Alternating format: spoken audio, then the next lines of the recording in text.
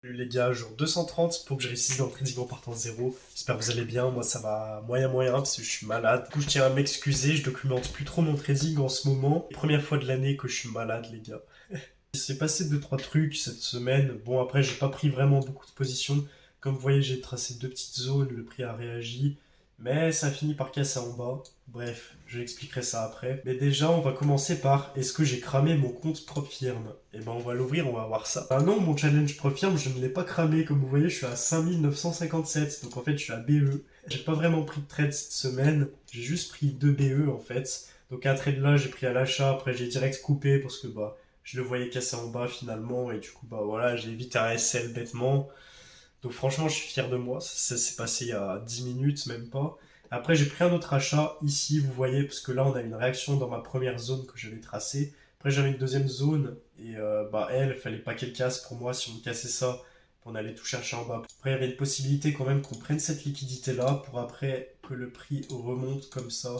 Donc c'est pour ça que j'ai cherché un achat juste ici en fait. Mais bon, je voyais pas passer moi dans tous les cas. Mais du coup, hier en fait, je vous avais tourné une vidéo, mais je l'ai pas publiée parce que je la trouvais nulle. Genre, je parlais, mais je sais pas, je trouvais pas intéressant ce que je disais. Du coup, j'ai préféré la supprimer, je préférais ne rien faire. Mais du coup, j'ai pas pu prendre de vrais trades cette semaine, à part le BE ici et la position là, on va pas la compter. Donc en fait, j'ai pris un trade cette semaine et un trade, un BE. Il y a eu aucune avancée au final. En fait, si, il y a eu une avancée, les gars. En fait, sans le vouloir, je tradais beaucoup. Alors qu'en fait, il faut plutôt privilégier la qualité à la quantité. Et je le faisais pas. Alors que là, maintenant, je le fais. Donc maintenant, je suis à mes horaires de trading. Et ben, je vais pas forcément chercher un trade. Genre, si je vois que le setup me plaît pas, qu'il est pas super beau, je le sens pas trop, bah je vais pas le prendre parce que la plupart du temps ça va pas passer.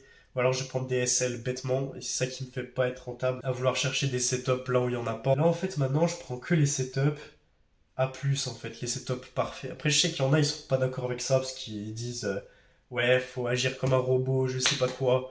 Ouais mais je suis désolé, genre là normalement j'aurais dû prendre un achat mais bah déjà j'ai pas eu mes confirmations en petite unité de temps. Donc bah, dans tous les cas, il fallait pas que je prenne la position. Et après, bah si, regardez, quand on va en 5 minutes, vous voyez que ici on a une cassure. Donc c'est-à-dire qu'on m'a fait ça, on m'a fait un MSS. Donc là, moi je suis rentré ici. C'est pour ça que j'ai pris un achat. Sauf que ben, moi j'ai attendu finalement une deuxième cassure pour avoir plus de confirmation. Et finalement on a recassé en bas. Donc bah voilà. Donc j'ai évité un SL bêtement. Et du coup, ce que j'appellerais un setup A+, bah c'est par exemple là, vous voyez qu'on a eu un MSS, une grosse chute, le prix a retracé là et le but c'était de continuer la baisse. Du coup, tu prenais une vente vers là et le but c'était de continuer la baisse comme ça. Bon, je suis désolé pour ma voix, les gars. Là aussi, on avait un setup à plus parce que là on était baissier. Là, on a tout cassé vers le haut. Du coup, le but c'était de chercher le haut puisqu'on passait en haussier pour moi dans ma strat. Du coup, là, on pouvait chercher un setup d'achat en petite unité de temps pour casser une nouvelle fois là. Donc ça, c'était un setup à plus, par exemple. Bref, j'ai beaucoup parlé, mais tout ça pour vous dire, les gars, que c'est mieux de privilégier la qualité à la quantité. Et que c'est pas parce que tu traites beaucoup que tu vas être plus rentable. Et ce qui m'aide aussi pour moins stresser, que j'en parlais dans le groupe d'entraide, c'est que t'attends ton setup A+, donc tu traites pas beaucoup. Et dès que t'as un setup super clean, tu le prends.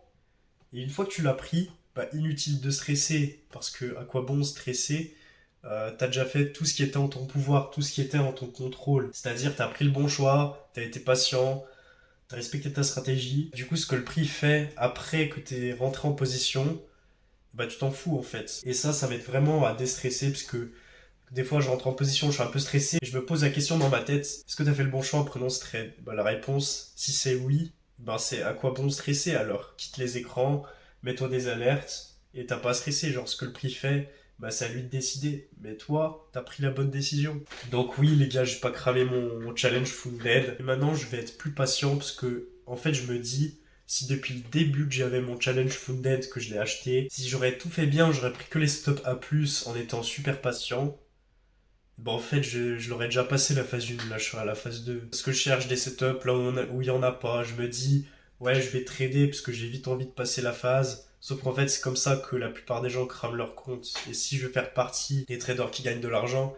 bah, faut pas que je fasse comme tout le monde. C'est-à-dire ne pas être patient, prendre des setups à la va-vite qui sont pas A+, bref, qui sont un peu dégueulasses parce que t'as envie de vite trader. Tu te dis, ouais, s'il passe, je valide ma phase 1 en un trade et tout. Bref, ça, c'est pas bon. Faut juste se concentrer sur le processus. Bref, voilà, les gars. Arrêtez de parler parce que je sais pas si c'est bien intéressant et je suis malade là, j'en peux plus. Bref, à bientôt, les gars, c'est Nathan, salut.